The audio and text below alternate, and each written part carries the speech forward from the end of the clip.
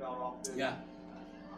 I'm wondering what kind of stories you have in terms of conflict resolution with a superior to a peer to a subordinate. So how did you manage those, or maybe you just have one great story that how you resolve something? Yeah, I think conflict resolution, no one likes conflict, okay? We could talk about how amazing we are at dealing with people, but man, when you gotta do it, it's hard, okay? So I'll tell you a story about one of the guys that I had to fire him because he was sexually harassing somebody, okay? And so I had to do a whole investigation, bring him into office, and he's like, listen, I didn't do it.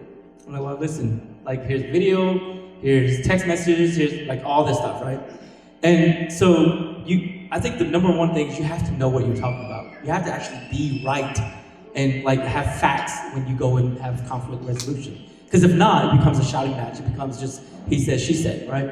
And so when you are presented with the actual conflict and you deal with it, people will actually thank you for that versus get mad at you, all right? So ended up having to terminate this guy for sexual harassment. Funny story though, he left the company. I moved on to another company. He actually became one of my best store managers at this other company. The conflict resolution was so successful that he trusted me to come back and work for me, right? So most of the times if you get fired by somebody, you're not gonna go work for them again, right? But he trusted me enough to know that I'm not just making stuff up. Like I had my stuff in a row to where when I talked to him about it, it was actually his fault. And so a year or so later, he came back, he worked for me, and worked for me for 2 years. And he'll tell you, man, it didn't feel good that you fired me, but I actually respected you for doing that. So yeah, absolutely, you gotta have your ducks in a row. Yeah. Okay. All right. So my question is, at your level as a regional manager, how do you differentiate yourself from your peers? Yeah. Okay. So I'd like to think. So I came into a new organization, and I think number one, you have to come in knowing what you know, but not knowing it all, right? Like I know how to run a business, I know how to lead people, but I can't be the know-it-all that says, hey, at Walmart we did it this way, you guys are doing it wrong, right? So I think that was the first thing. I came in with like this attitude of, hey, I'm here to learn. I've got a lot to offer, but I do want to learn as well. And then you have to outperform people, right? I mean, at the end of the day, we get measured by our metrics, okay? And so if your metrics are horrible, you can't raise your hand and be like, hey, I want to do more. They're gonna be like, go fix your stuff first, right? So you got to do that. And to me, like to differentiate yourself from somebody else, I never want a situation where I'm putting people down to make myself look better, okay? I think that's the sign of probably one of the worst leaders you could ever have, is to put somebody else down and you become better, okay? And so I always like volunteer for, again, going back to the question earlier, like I always volunteer to like head stuff up. I'm the first to show up, I'm there. And then I have to be the one that takes care of my team better than anybody else, okay? Because what I stand for is that I develop my people. And so I want to have more people promoted than my peer. Because what that means is that I'm actually doing what I say I'm doing. Because all of us have this tagline that we want to promote people. But again, a metric says, are you doing it or are you not doing it? So that's how I would do it. Yes? This is going back to a takeaway from your... So what's so important that I'm taking away from your presentation is once you've earned a seat at the table, you've also earned the voice.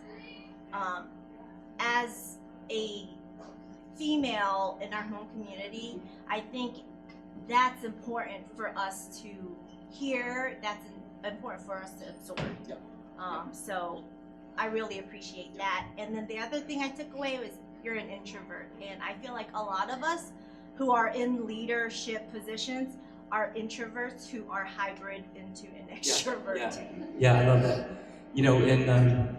In high school, I remember like being up on stage to present, right, or in front of class, and your palms would get like sweaty, and you're just like, I don't think I can do this. And before we walked in, my daughter was like, Dad, are you nervous? I was like, not really. She's like, I'm nervous for you. Like, I'm gonna throw up, you know? And, you know, it's just, I think to me, like, you kind of get to step out of your shell when you talk about something that you're passionate about, right? Like, I'm passionate about this. I enjoy doing this. So to me, it's just me up here talking, right? I'm just talking to a bunch of friends. And when you get to do that, like, the introvert goes away and you're like, okay, I can do this. But yeah, absolutely. I think we all, when you get that seat at the table, don't let your voice be quiet. Don't rob that table of what you have, because they put you there for a reason. They didn't put somebody else, they put you. And so speak up when you need to and be a voice for those that are behind you, okay? Because there's people that are behind you that are watching you. And yeah, I tell them, like, if I'm a leader, right, and at the end of the day, no one's behind me, following me, I'm not a leader. I'm just a loudmouth, okay? So always, always think about the people that are watching you behind you, okay? Okay. You talk about burnout. Okay. And to me, what's your thought process of, okay, I'm burnt out, and I'm gonna step down from a regional manager back to a store manager? Okay. Like, what was that like? Your family? Yeah. So when that happened, it was I can remember it clear as day. All right. So I'm working like I'm working a lot at this point. Okay. Like weekends, holidays, like a lot. And I remember calling my wife. I was like, man, like, I'm done. I'm like, I know I was a good store manager. I want to get back to like being a part of the people's lives. Because again, the further you are away from the stores, the further you're removed from the people that are actually doing the job. So I was like, man, I actually enjoy that, right? Like I enjoy talking to people. I enjoy being a part of their lives. And so that moment, one of the folks that used to work for me at Morehead City, her husband was a Marine. And during his deployment, we really took care of his wife. Like, made the schedule work for her. Like, you know, everyone checked on her, like, just make sure she was okay. And so he came back home and he presented me with the flag. So if anybody's been to my house, that flag is folded up in a triangle in my kitchen. And it was flown in Iraq. And he brought it to me because he said, man, like, you took care of my wife during such a difficult time in our lives, in our marriage. And I lost that certificate that came with it. And that day that I decided, like, hey, I'm burnt out, I found that certificate in my office. And it brought me back to the days of, like, me being able to, like, just be with the people, take care of them. And to me, it allowed me to, like, take that step back and kind of get refreshed. Because to me, that gives me energy, right? So you have to go back and find what gives you energy and jump back into that. Because if not, and you just try to press through, like, it won't last. Right? So you have to go find that source of energy, and that is what fuels you for the next go at it, right? So, the next restaurant. All right, Jacob, you have a question? Yeah, so really it's more about like what a realistic timeline is to move up. So I know especially myself and my generation will work at a place for a year. And Y'all want it now. I want to move up now. Yeah. What's realistic to move up, and what did your timeline look like for yourself? I don't think there's anything that like I can say that's scripted. It has to feel right? Like it has to feel right for you. It has to feel right for the organization. And when those two match, then it kind of just it's that magic point where people recognize that it's time for you to be promoted, and you also recognize it yourself. So I don't know that there's a magic answer to that. You know, for me, it took, I was a store manager for two stores, a total of like 6 years, right? Before I was confident enough to take the lead of like leading leaders. I was really good at leading people, right? Leading workers. But for me to be confident enough in myself to say I can go lead leaders, it took me about 6 years. Okay? Thank you so much for sharing your stories. I think it's wonderful that we have so many young kids here. Hopefully they pick up a lot to build their life on. I wanted to ask you, with your 30 years of experience, I didn't really hear what is the most challenging thing that you have to overcome. I think the most challenging thing that I've had to overcome is how to adapt to new places every time, like, we've either moved or joined a different company. again, change is hard. Okay, so changing to be in a new environment, taking my family around the world and putting them into different environments. That was probably the hardest thing that we had to embrace as a family. And how we did it was we just draw closer together, right? You draw closer together, and then you get in there and you actually learn it in a way to where you become so good at it that it gets to be normal, right? So like when we moved to Virginia, we absolutely the only Hmong people in like 100-mile radius. And so what we had to do is we had to embrace the community around us and say, we are a part of your community, we want to be a part of your community. So we joined like the churches, we joined the local Bible study clubs. We joined a lot of stuff so that we wouldn't feel alone. So that's probably the hardest like obstacles that I've had to go through. All right, just one last question. Okay, 2 more hands. So we'll go you, and then we'll wrap it up. All right. All right, I know that at your age you went through a lot of hardship and a lot of hard time, a lot of long hours. I just want to know what is the one thing that motivates you day in and day out, and you know every day is not the same. And one day you're gonna say, "Oh, this is the one thing makes you get up in the morning and go again." Yeah, a couple answers to that. The real answer is hungry kids. Hungry kids will do a lot to motivate you. Okay, so you guys heard I was 19 years old when I had my first child. I had no idea how to raise a kid. That kid is now depending on me to have diapers, wipes, clothes, all that stuff, right? So my number one motivator was, I gotta make sure my kids are fed, okay? And then as you progress in this, my next motivator is, like I said earlier, I wanna make sure that I run a business so well that the people that work for me don't ever feel like they could be out of a job. So I'm accountable to make sure that they can provide for their families as well. Because if not, then I fail, and I fail like 3,000 people. If I fail by myself, it's just me and my family. But if I fail as a leader, 3,000 families are impacted. And so I have that burden of like making sure I run a successful business to where they don't have to worry about, do they have a job tomorrow or not? Okay? All right, last question. So my question is, you know how you said you gotta talk to a white man or dress the white way or whatever? And knowing that you're a Christian, I'm guessing that opened opportunities for you, right? Is that why you made that decision to move from traditional to Christianity? Or if you had stayed traditional, do you believe you have the opportunities you do now? Being you moved to some places and not have that community unless you join the church or communicate with people a certain way? Yeah, I think to me the idea of like traditional versus Christian, I was fortunate. I grew up in a Christian household, became a Christian when I was about 20s, and like really like embraced that part of me. So obviously, I think for me, it's allowed me to join communities that were different from me. But because we have like that bond of like Christianity, like it was easier for me, and so I didn't have to rely on like. If I was traditional and I moved away from my family, I think I would have had that fear of, oh man, when I need something, my family's not going to be here. And so maybe it would have held me back a little bit, honestly.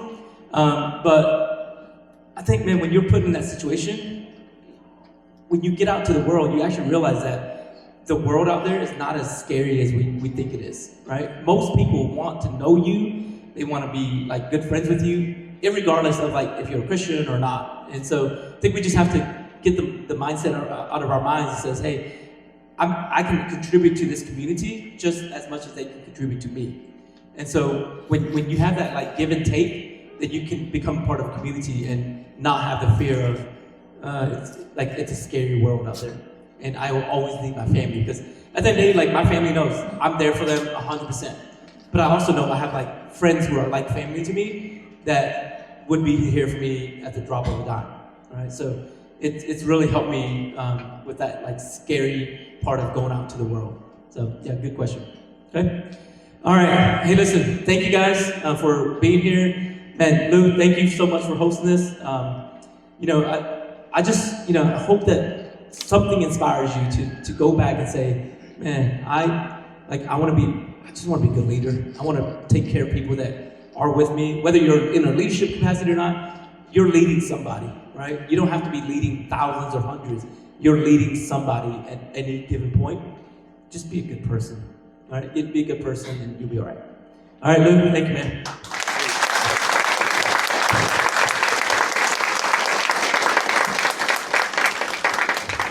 Cool, you did such an awesome job. I know you guys took a lot of values out of this, and I hope you guys go back home and take what you learned and apply it, because nothing happens if you don't apply what you learned, okay? Cool, I just want to say you're a blessed man. I'm sitting here and I'm looking at your dad, your uncle, and he's grinning the whole time. And I'm gonna tear up, but he's grinning the whole time, and you're blessed to have your parents here to see you talk, and I know your parents are super proud. So Uncle Mapa and Auntie, thank you for coming here. I know it means a lot as a son to have your parents here to support you. And as we get older, we want nothing more than to have our parents be proud of us. So part of that is being a leader. That guy was talking about, and you was also talking about having a seat at the table. My kind of takeaway, and I'll share this real quick, but most of you guys probably don't know that I do a lot of events heavily in the Charlotte area. So I do a lot of business events, and I'm part of the what you guys would call Mikat Love, right? Mikat Love business community, and so I'm fairly well known in that area, and the one thing is I've built kind of a brand, and so I have a lot of people that reach out to me. Part of being a leader is kind of building yourself up. You could hear the journey that Ku went through, where he started. He had to move away, he had to grow up, and kind of like David, he had to go out. Christian David had to go out and he had to grow up. And then he came back and he mentioned that he had to have a seat at the table. So, I've been asked to be part of a few things, but one in particular, where I'm going to share with you guys is this organization in Charlotte. They used to be the Chinese Chamber, but now they want to be a little bit more diversified, where they want to bring in other ethnicity into it, and so now they changed their name to Kaba. And so they reached out to me, the president and vice president, and I was like, "Why are you guys reaching out to me?" They said, "Well, we figure you're a mom." I said, "Yeah, I'm a mom."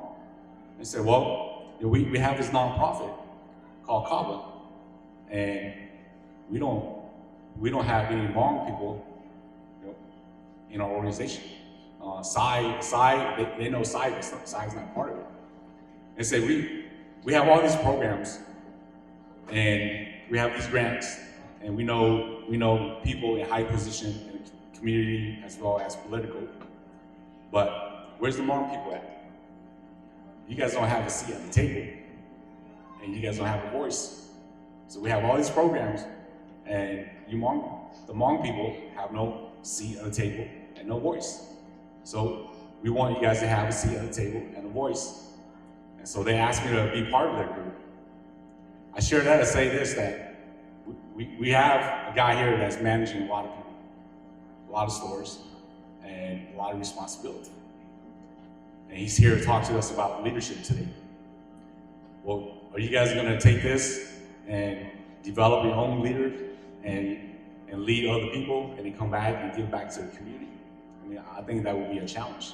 What table are you sitting at, and what voice do you have at your circle?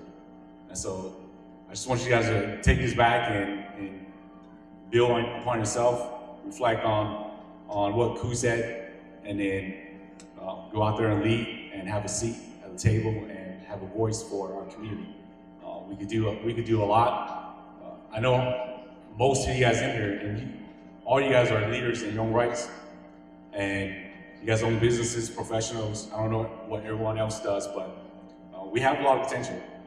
And so me and Dr. Chris Lee, he owns 2 urgent care. he agreed to be a speaker, so I hope you guys will come back when he speaks. But he and I went to the annual Kava meeting, and there was not one Hmong business in there besides me and Dr. Lee. And it was full of Chinese and Vietnamese. And they own all these restaurants and nail salons and franchises. And I'm just looking at it, I was like, man, there's a lot of successful people in here. Where's my Hmong community at? And that's what we want to see. YUA want to see the professional and business community, Hmong community grow and expand so that we actually have a voice in here as well. We have many other leaders that are trying to do that as well, okay? So with that being said, my wife is gonna come up and have a few raffle. Spend time, we're gonna probably clean up a little bit, but spend time and network. That's where you build your network. So grow your circle of who's, and just spend a little time getting to know each other.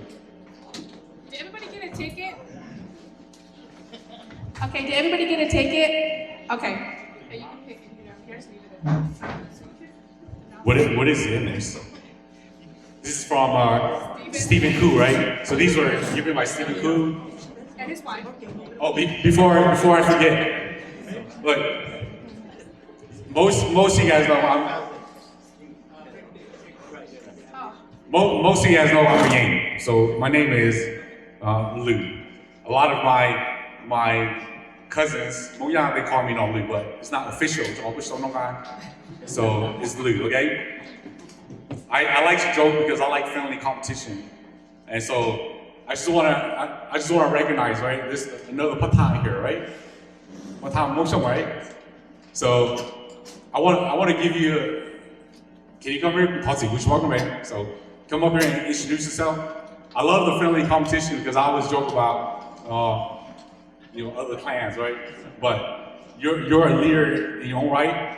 Can you just kind of give us a feedback of? I mean, a lot of clans don't want to come out because they said this is a Moyang. But you came out today, and I want to give maybe not Patan Chaning a hand for coming to YUA. So give us a kind of your thoughts on stuff like this as you do Patan in the good community. Good evening, trong đó nè, trong share đều tụ khen có tổ cộng đi chia sẻ ya. Chỉ xây dựng bắt thang là chủ đề tôi cũng tôi không thấy vậy, nó sẽ mà nó bắt thang chỉ biết xây à,แต่เชียคุณจึงตัวเด็กมันเป็นตัวนะเชียเป็นตัวเวียดเนี่ยเป็นทางเลยปฏิลักษณ์เป็นตัวอย่างเป็นตัวเนี่ยเป็นตัวนองลัลิจีลีกูเลยจงไม่ได้เนาะเนี่ยเป็นสาวตุ้มลงเช่หรือจะเกิดจ่อเนี่ยเลยจงชี้จงบริจาคเออตัวเนี่ยเนี่ยสิ่งที่จะตัวแล้วก็หนึ่งเนาะจะรู้ว่าเดียก็ยจุดทุนบริจาคหนึ่งวันบอกว่าจะเก็บทุนเนาะแต่ชิมาเวลาจีสิเจยกเลิกซะอย่างจีมั่วจีดูเนี่ยชิมากูสากันเนี่ยตัวปอนี่จอนี่หมู่จะเก็บจ่อนี่หรอไอ้นี่ทุนบริจาคเนี่ยนี่ที่หมู่จ่อเนี่ยอย่างคนเนี่ยเขาประตักเราลูกน้องมาคุณน้อง specifically เนี่ยเขา motivate ก็แต่เขาก็อวดลูกน้องก็คืออวดคนหรือมันก็คือตู้เชื่อแล้วก็ตู้ขึ้นตาก็ตู้เชื่อกูจีย่อเราแต่กี่ก็เชื่อมันเราเรามัวเที่ยเนี่ยคนนั้นก็เราหลุดมาคุณน้องspecifically โดยจะรัวเนี่ยอย่างที่เขาเดี๋ยวเรารัวจะเลยชิตอนจีแต่กี่ส่วนใหญ่เรามาเลยถอดมุนจีเนี่ยจะเลยชิโป้โคจะเต้าเชื่อส่วนใหญ่เนี่ยจะเต้าเลยที่คิดว่ากูรู้หนึ่งอย่ารออีรู้หนึ่งส่วนใหญ่ที่คือตลอดนะอีเราลงตักเวียนลงก็มา What is the longest hour that you work within 24 hours? 24 hours. 30 hours. Ku li ma it's 23 and a half. That's non all the way through, no break.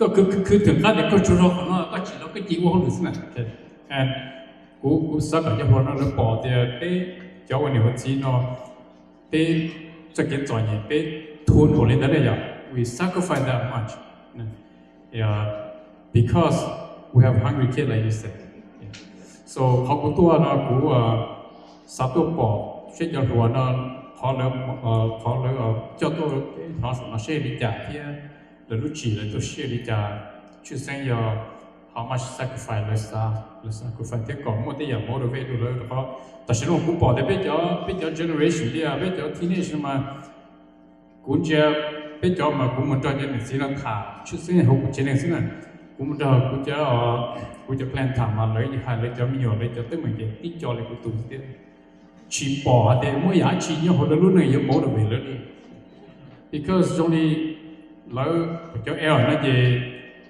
lấy chính trị sẽ kiến cho nhiều là vì thế bé cho nhiều cái bé thì mua chơi nhà đồ lấy ta này giờ thì trong đi lấy cái chỉ tối giá trị lấy sáng cho nó phải là đâu nó phải cho lấy bé chỉ tôi muốn đồ nó đồ lấy thế này so họ nói chuyện họ thì bé sẽ được mua thì lấy mình sẽ tới siêu họ đó là cái chỉ mua đồ vềเลยthế này thìเขาไม่เอาcú sắp bỏ thì còn họ nói bé kiểu lột tua này there's something that more than money that motivates you. It has to be your ethic group. Nhớ lý ưu mà cái gì mà uy nhảy nhảy của này, chỉ chờ tôi như chỉ tao là uy nhảy của tao rồi đấy. Nên cháu không được mà tới rồi, you get paycheck every week or every other 2 weeks. We get paid every 2-3 months. Okay, that's kind of what we do. So, but even that, you chưa mua vì thế cũng chưa phải nhận, cứ mua vì thế cũng nhận được cho nữa nè.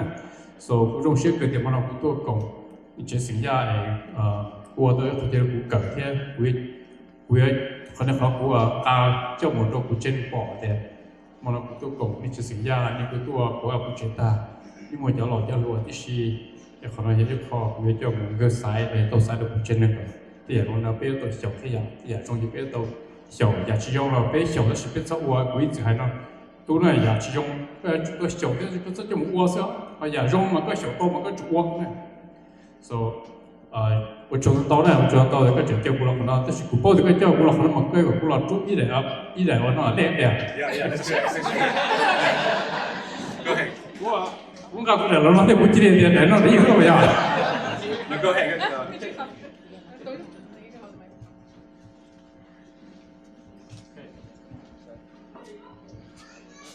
Okay, you guys ready?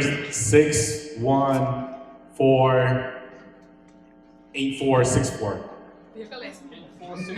How many a younger guy up there? Younger person, Lily. tôi này xem ta được mua cái này được nếu mua được của cho để yên xưa này để nó để yên nó này để nó để yên rồi đấy là cái này nè để nó để cú này. Oh, right there. Okay. All right, we're recording.